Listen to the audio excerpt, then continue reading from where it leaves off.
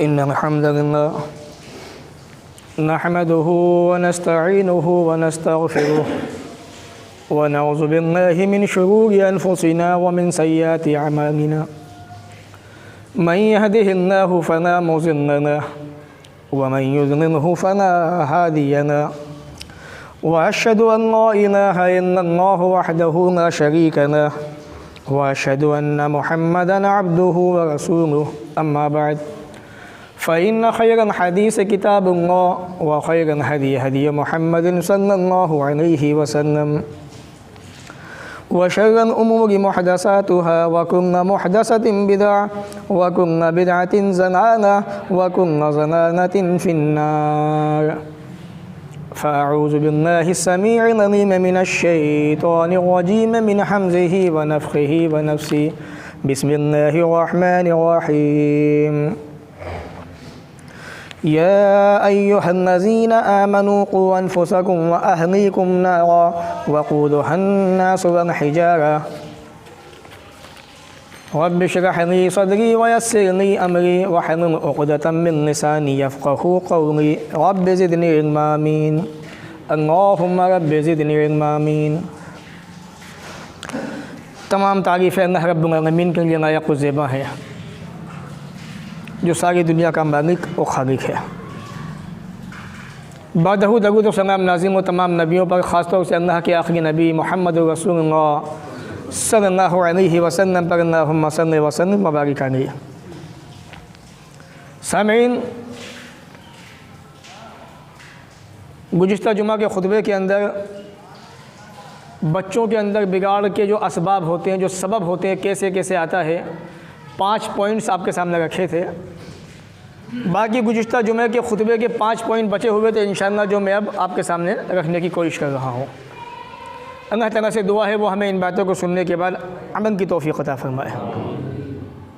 चूँकि औलाद की तरबियत का जो मौजू है ये बड़ा अहम मौजू है। ये अगर इस पर तवज्जो न दी गई तो हमारे बच्चे, हमारी बच्चियाँ हमारे हाथों से निकल के बहुत दूर जा सकते हैं, जहाँ से उनको वापस लाना बड़ा मुश्किल हो सकता है।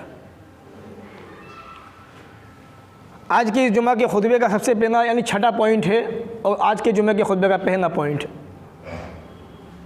बच्चों से प्यार और मोहब्बत से पेश आना।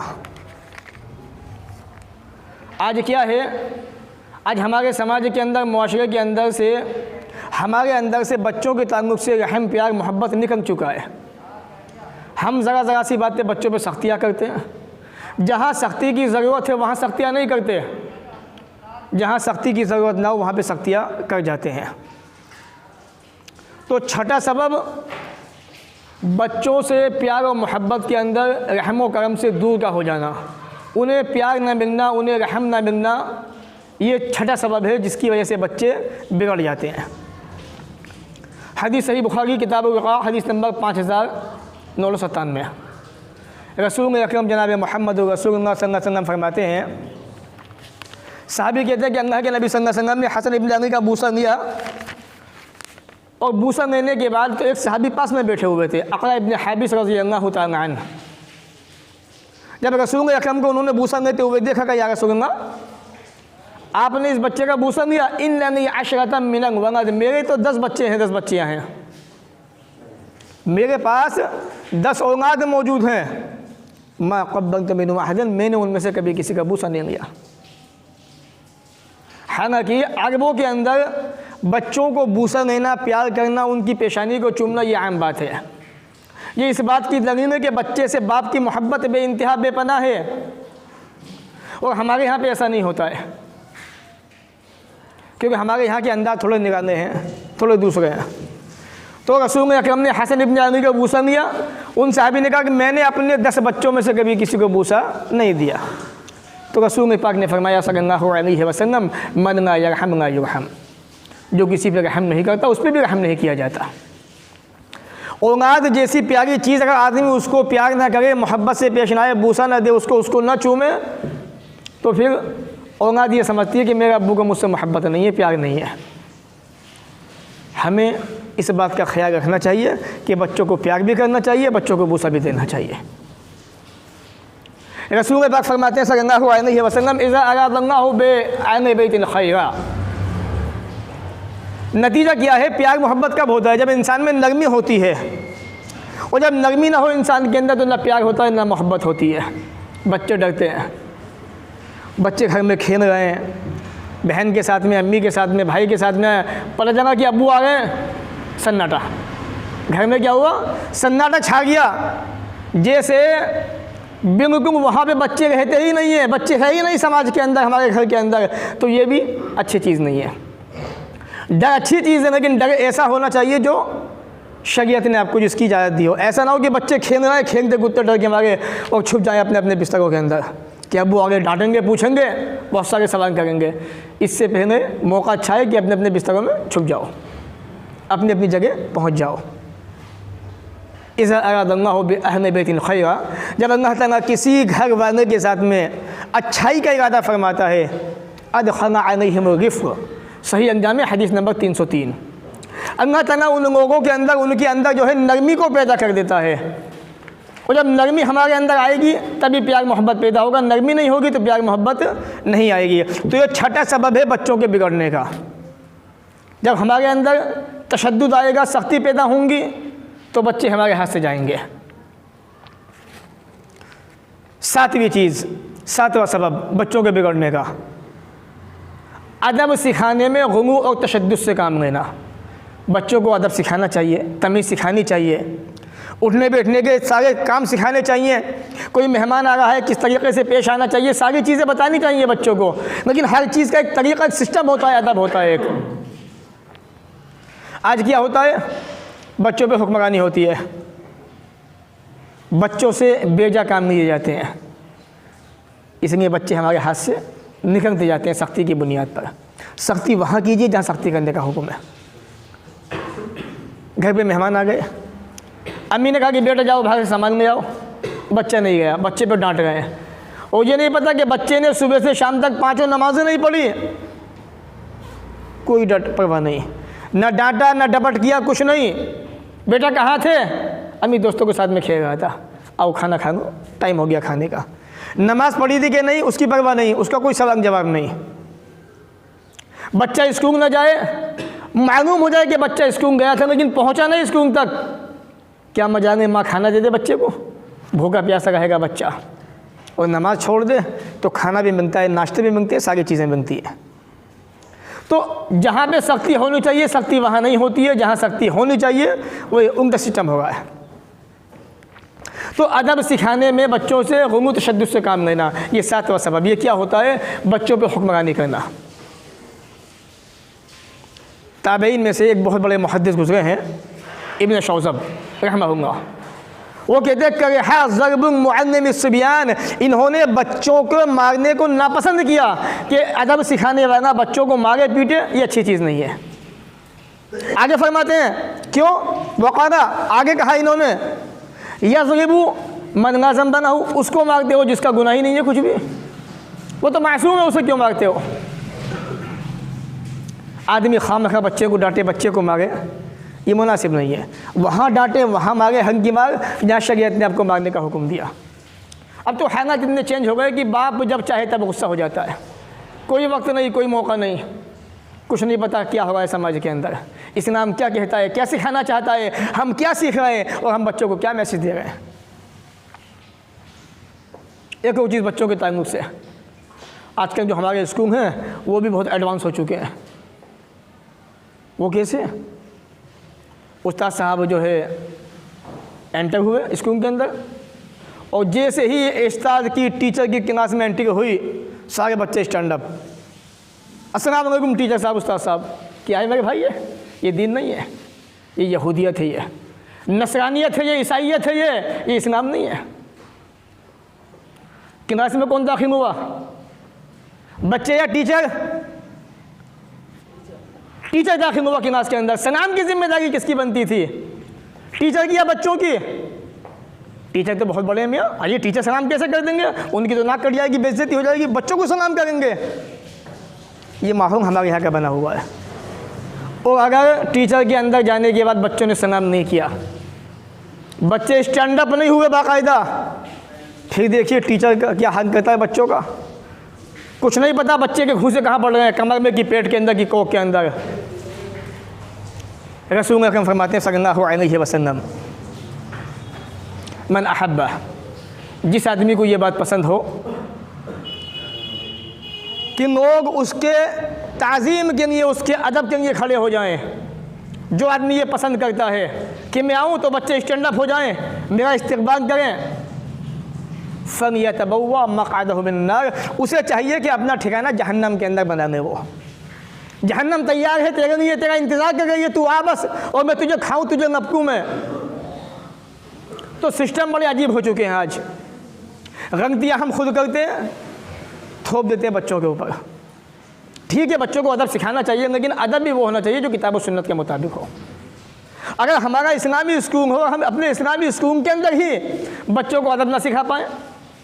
लोग जो है मदारिस पे ताना करते हैं, अरे कौन भेजेगा मदरसों के अंदर, मियाँ पढ़ाई तो होती नहीं है, ऐसा तो होता नहीं है। आपकी सोचें बहुत छोटी हो गई हैं। सारी तालीम होती है, मैथ भी पढ़ाई जाती है, साइंस भी पढ़ाई जाती है, सब कुछ सिखाया जाता है। आपके स्कूल से ज़्यादा एडवांस तालीम होती है, उर्दू भी सिखाई जाती है, अरबी स्पीकिंग कराई जाती है, इंग्लिश स्पीकिंग भी कराई जाती है, वहाँ पर सारी चीज़ें होती हैं। और सबसे बड़ी बात यह कि जब उस्ताद जो है क्लास में दाखिल होता है तो बच्चों को सलाम करके उस्ताद बैठता है, अस्सलाम वालेकुम रहमतुल्लाहि व बरकातुहू। बच्चे सलाम नहीं करते उस्ताद को, उस्ताद सलाम करता है एंटर होने के बाद क्लास के अंदर। ये बहुत बड़ा फ़र्क है। और आप कहते हैं कि बच्चे बिगड़ जा रहे हैं। जब बच्चों को तालीम मिलेगी स्कूल की ऐसी ही, तो बच्चे बिगड़ेंगे, आपके हाथ से जाएंगे। बहरहाल बच्चों पर अदब सिखाने में जुल्म ज़्यादती नहीं होनी चाहिए, जो शरीयत ने हमें हुक्म दिया है वो होना चाहिए। कभी कभी होता क्या है, घर का जिम्मेदार होता है, बच्चा बाहर से आया, कहाँ गए थे, वहाँ गया था, नहीं तुम वहाँ गए होंगे, मुझे पता है तुम्हारे दोस्त भी वहाँ जाते हैं।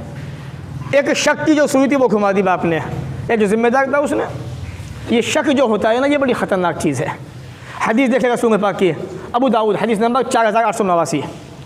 रसूल अकरम ने फरमाया, इन्नल अमीरा इज़ा बतग़ा ग़ीब फ़िन्नास अफ़सदहुम, जब अमीर जो होता है, ज़िम्मेदार जो होता है, या कौम का हुक्मरान जो होता है, जब वो लोगों के अंदर तहमत और शुबहे को तनाशे, तो फिर होता क्या है, वो उनको बर्बाद कर देता है, बिगाड़ देता है। भाई आप मेरे पास आते हैं, मान लीजिए, और मैं आपके अंदर कमियाँ तलाशता रहूँ, शुबहे निकालता रहूँ, तहमतें लगाता रहूँ मैं, तो क्या होगा, एक इंसान जो सीधा साधा भी है, सही भी है, वो भी गलत रास्ते पर पहुँच जाएगा। हमारी हुकूमत क्यों मिल लीजिए हिंदुस्तान की, जिसको चाहा शक की सुई के अंदर लिया और अरेस्ट। नतीजा क्या हुआ, सारी दुनिया के अंदर बदनाम हुए, थू हुई। ये और बात है कि मुसलमानों को परेशान करने में कामयाब हो गए, लेकिन नतीजा क्या हुआ, नुकसान किसका हुआ, कौम का हुआ, देश का हुआ।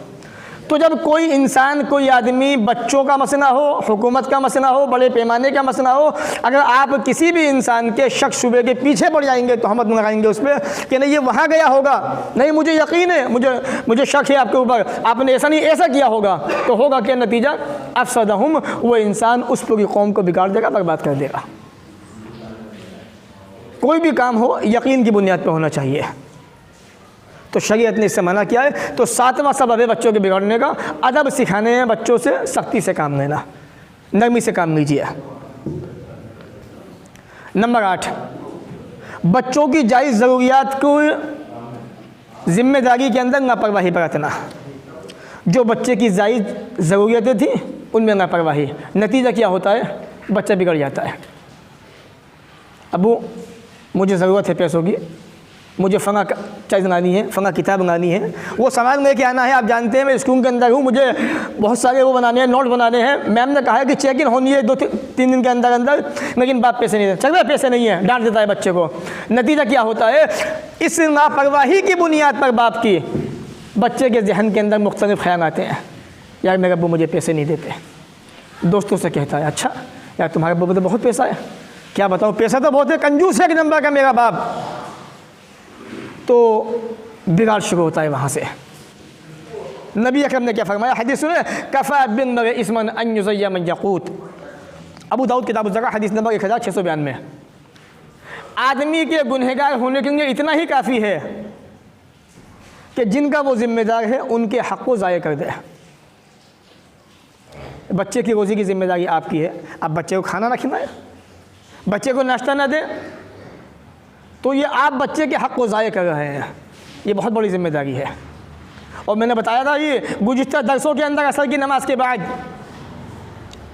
कि इंसान जो पैसा अपने घर वालों पे खर्च करता है, अपने बच्चों पे खर्च करता है, कितना बड़ा सवाब है उसका।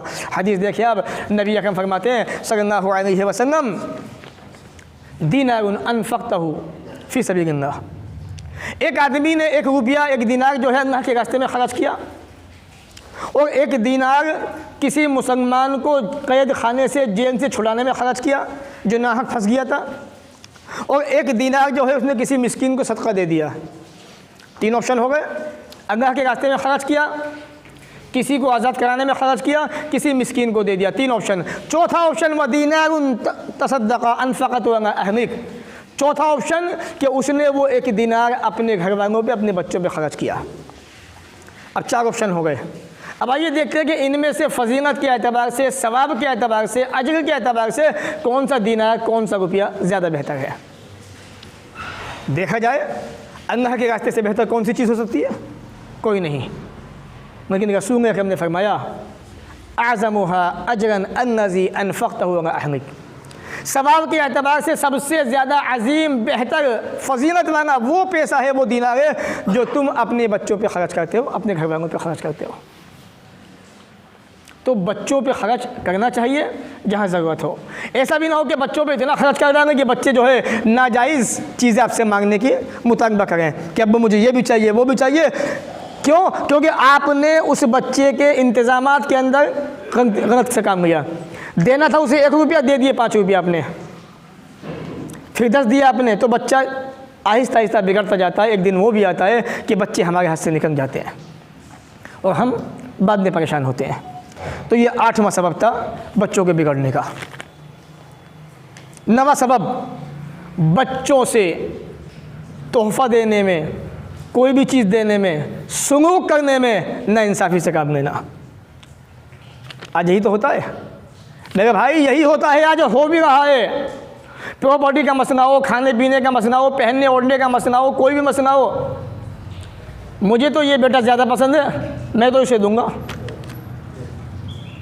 मेरी बेटी बहुत फर्माबरदार है वाली, जब भी मुझे कुछ होता है दौड़ी दौड़ी भागी आती है मेरे पास, चल मैं तेरा भी कुछ भी नहीं, तेरा भी कुछ नहीं, सब कुछ उसी का है। कौन कहेगा है? बाप कहेगा है। ठीक है, तू बाप है, घर का जिम्मेदार है, लेकिन प्रॉपर्टी के मसले में तेरी एक नहीं चलेगी।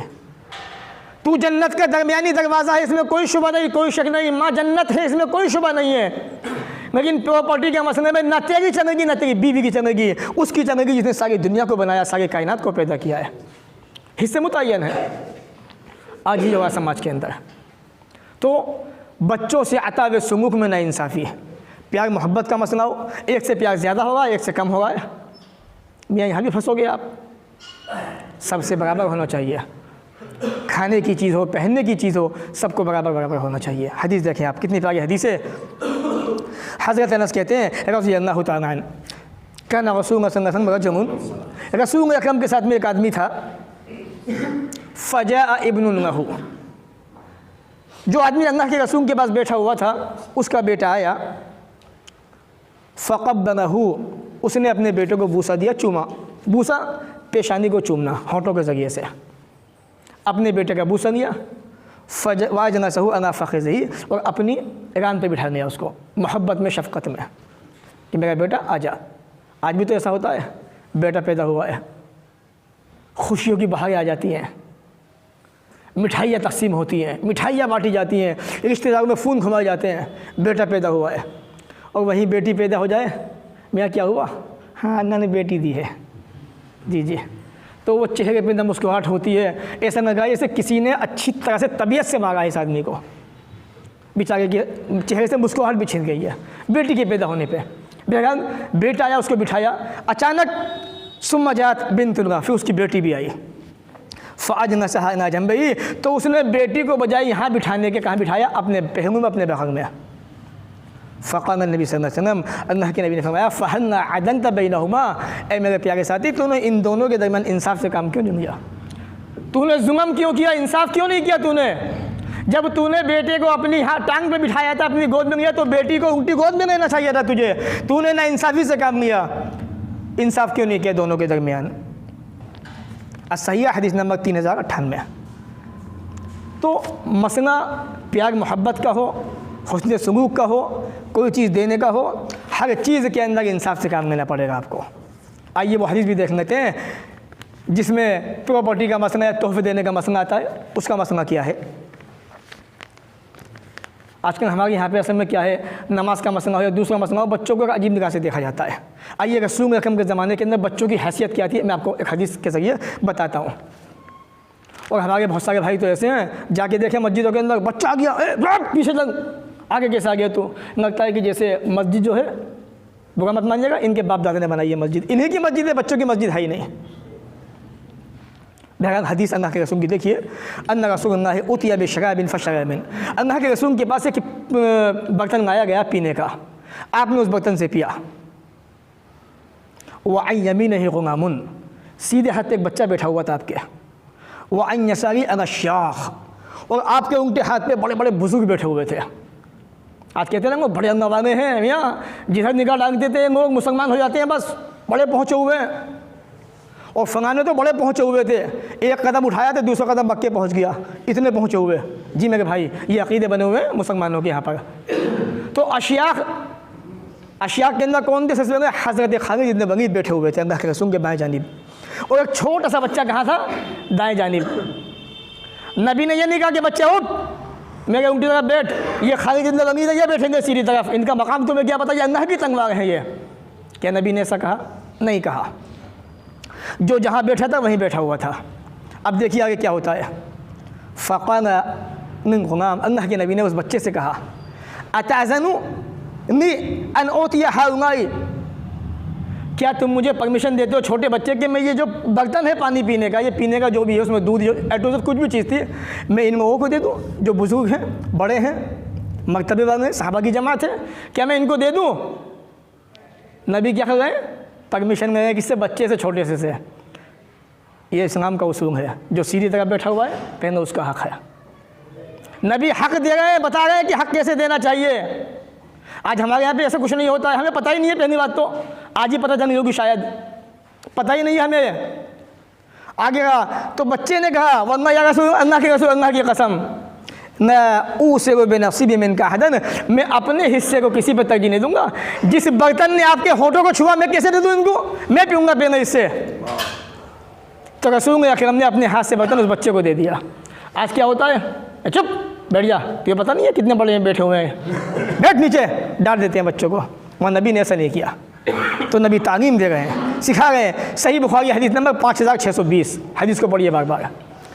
तो बच्चों से अता सुलूक के अंदर नाइंसाफ़ी नहीं, इंसाफ होना चाहिए। जब नाइंसाफ़ी होती है बच्चा रास्ते से भटक जाता है, बिगड़ जाता है। एक और रिवायत, बच्चों को तोहफे देने में इंसाफ के ताल्लुक से बड़ी मशहूर हदीस है, सही बुखारी मुस्लिम की। बुखारी के अंदर 2650, मुस्लिम के अंदर हदीस नंबर 1623। हज़रत नौमान इब्न बशीर कहते हैं कि अल्लाह के नबी सल्लल्लाहु अलैहि वसल्लम के ज़माने के अंदर मेरे वालिद ने मुझे एक तोहफ़ा दिया, या कोई मांग दिया या देना चाहा, तो मेरी माँ ने कहा अपने शौहर से कि जब तक मैं इस मांग पे, प्रॉपर्टी पे रसूल अकरम को गवाह नहीं बनाऊँगी, मैं ये मांग नौमान को नहीं देने दूँगी। तो अल्लाह के रसूल को गवाह बनाओ कि मैं अपने बच्चे नौमान को जो ये मांग दे रहा हूँ, क्या मेरा देना सही है या गलत है। फिर अल्लाह के रसूल के दरबार में आया, या रसूलल्लाह मसला ऐसे ऐसे है। आपने कहा कि नौमान इब्न बशीर के बाप से, क्या तुमने सब बच्चों को ऐसा ऐसा दिया है? कहा कि नहीं, सिर्फ अपने इसी बच्चे को दिया है मैंने ये तोहफ़ा। फत्तक़ुल्लाह, अल्लाह ताला से डर जाओ, अल्लाह से डर जाओ। वादिलू बैना औलादिकुम, अपने बच्चों के दरमियान इंसाफ से काम लो। ये बुखारी के अल्फाज़ है। मुस्लिम में क्या है, वल्लाह इन्नी अशहदु रजुलिन, मोहम्मद सल्लल्लाहु अलैहि वसल्लम जुल्म पर गवाह नहीं बनता। अगर ये तोहफ़ा सारे बच्चों को दिया तो ठीक है, एक बच्चों को देगा, सब बच्चों को, तो तोहफ़े के अंदर सारे बच्चे तुम्हारे सब बराबर हैं। इंसाफ से काम होना चाहिए, ना इंसाफ़ी नहीं होनी चाहिए। तो बच्चों को प्रॉपर्टी का मतलब, प्रॉपर्टी तो मुतय्यन है शरीयत की तरफ से। कोई भी तोहफ़ा देना चाहते हैं आप, कुछ भी देना चाहते हैं, या जो मैंने आपको बताया पीने का मसला, खाने पीने का, अगर बच्चा सीधी तरफ है तो पहले उसका हक़ है। उल्टी तरफ बड़े बड़े मुफ्ती बैठे हुए हों, शेख बैठे हुए हों, उनकी कोई हैसियत नहीं है। किस माना में? हक़ के मामले में, वरना उनका रुतबा बहुत बड़ा रुतबा है। लेकिन मसला हक़ का चंगा है तो पहले बच्चे का आगे पीने के अंदर, बाद में उनका हक़, जो रसूल ने हमें बताया, हमें सिखाया। तो ये नवा सबक था बच्चों के बिगड़ने का कि बच्चों से अता बेसुलूक में नाइंसाफ़ी से काम होता है, इंसाफ नहीं किया जाता। आखिरी बात, बच्चों से प्यार में, मोहब्बत में गुमू से काम लेना, इंतहाई ज़्यादा बच्चों से मोहब्बत करना और वो बच्चा नाड़ प्यार देख के बिगड़ जाता है। मैंने बताया ना पीछे भी, हर चीज़ की एक लिमिट होनी चाहिए, मोहब्बत भी एक लिमिट से होनी चाहिए और जो है बच्चों को डांटना भी एक अदब के दायरे में होना चाहिए। सारी चीज़ें अगर सिस्टम से होंगी तो इंशाअल्लाह बच्चे भी सही रहेंगे, आप भी सही रहेंगे। आज के टाइम में बच्चे इतने नाफरमान हो चुके हैं, इतने नालायक हो चुके हैं, नमाज़ें नहीं पढ़ते, माँ बाप का कहना नहीं मानते, बातें नहीं सुनते। वजह क्या है कि हमने दीनी माहौल नहीं दिया बच्चों को। हर बच्चे के हाथ में स्मार्टफोन है। मेरे भाई, बच्चा छोटा सा है, क्या ज़रूरत है फ़ोन की उसे? नहीं जी, वो पढ़ने जाता है, बहुत सारी चीज़ें हैं, इंसान ने बहुत सारे मसले अपने पास से निकाल लिए और यहीं से बच्चा आहिस्ता आहिस्ता रास्ते से भटक जाता है। तो बच्चे से प्यार भी इतना होना चाहिए जितना शरीयत ने करने का हुक्म दिया। इतना भी ना हो कि नाट प्यार में बच्चा जो है मार्केट में गए, मेरा बच्चा मेरा बेटा करे, मेरा प्यारा मेरा बेटा करे, अब्बू मुझे ये चाहिए, दे दिया, अब्बू गाड़ी चाहिए, दे दी, अब्बू फ़ोन चाहिए मुझे, नहीं बेटा ये पैसा तेरे ही तो है, वो किसके काम आएगा? तेरे ही काम आएगा। आप बच्चे के साथ हमदर्दी नहीं, बच्चे को आप रास्ते से बिगाड़ रहे हैं, आप बच्चे के दुश्मन बन चुके हैं, उसके दोस्त नहीं हैं आप। हज़रत इब्न उमर से रिवायत कहते हैं, अद्दिब इब्ना का, अपने बच्चे को अदब सिखाओ, तमीज़ सिखाओ। क्यों? फ़इन्नका मसऊलुन अन ज़नादिका, तुमसे सवाल होने वाला है क़यामत के दिन तुम्हारे बच्चे के बारे में। सही बुखारी की वो हदीस किताबुन निकाह के अंदर, किताबुन जुमा के अंदर, कुल्लुकुम राइन व कुल्लुकुम मसऊलुन अन रइयतिही, हर आदमी ज़िम्मेदार है और सबसे पूछा जाएगा। आपसे भी सवाल होगा, मुझसे भी सवाल होगा। कितना मैंने बच्चों को अदब सिखाया, तमीज़ सिखाई, कितना मैंने उनको अदब दिया? तो फ़इन्नका मसऊलुन अन ज़नादिका, आपसे बच्चे के बारे में सवाल होने वाला है। माज़ा अद्दबतहू, ए अल्लाह के बंदे, तूने अपने बेटे को कितना अदब सिखाया, कितना तमीज़ सिखाई? आगे फरमाया, व माज़ा अल्लमतहू, तूने उसको कितनी तालीम दी? दुनियावी तालीम कितनी दी थी, दीनी तालीम कितनी दी थी? अरे बेटा कुछ मत पढ़, बस कुरान पढ़ ले, और दुनियावी तालीम में तू चाहे इंजीनियर बन, चाहे तू कंडक्टर बन, चाहे तू कुछ भी बन। बाकी अब तो मुसलमानों के बच्चे बस हाई स्कूल इंटर तक ही होते हैं बेचारे, उसके बाद तो वो छुट्टी उनकी, काम ही करना होता है उनको। तो वह माज़ा अल्लमतहू, ये भी सवाल होगा, आपने बच्चे को कितनी तालीम दी? अल्लाह पूछेगा आपसे, क्या बनाया था आपने? हाफिज़ बनाया था कि आलिम बनाया था कि दुनियावी तालीम दी थी कि दीनी तालीम सिखाई थी, क्या सिखाई थी? ये सवाल होने वाला है। व इन्नहु मसऊलुन अन बिगिक, और उस बच्चे से भी सवाल होगा, ए बच्चे, तेरे बाप ने तेरे साथ में कितनी नेकी की थी, कितना अच्छाई से पेश आया था, बतवा ये दीन का, और तेरी जो ज़रूरियात थी कितनी पूरी की थी तेरे बाप ने। सब पूछेगा अल्लाह ताला, हम सब से हिसाब होने वाला है, इसलिए तैयारी करनी चाहिए पहले ही। तो ये 5 वो पॉइंट से जुमा के खुतबे के बचे हुए कि जिनकी वजह से बच्चे बिगड़ जाते हैं, रास्ते से भटक जाते हैं। ये थी चंद बातें जुमा के खुतबे के ताल्लुक़ से। उम्मीद है इंशाअल्लाह बातें समझ में आई होंगी। अल्लाह ताला से दुआ है वो हमें इन बातों को सुनने के बाद अमल की तौफ़ीक़ अता फ़रमाए, जब तक दुनिया में रखे, इज़्ज़त से रखे, ख़ात्मा भी हो तो ईमान पर हो। व आख़िरु दावाना अनिल हम्दुलिल्लाहि रब्बिल आलमीन।